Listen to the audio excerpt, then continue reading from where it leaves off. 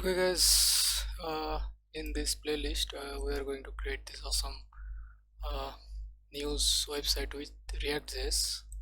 So you can see we are calling an API, and here is the API call.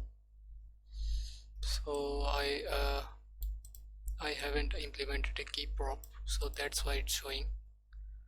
Okay, so you can see we have the articles from the API.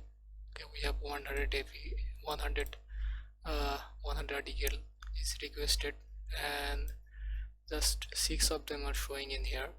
Okay, so if I click over this, we are going to go into that website and see the news. So yeah, this is it guys. So if you want to build this uh, with yourself, so I recommend you watch the playlist and code by yourself. So yeah, I will see in the next video. So always put your hand on coding. So bye bye, take care, and please do subscribe.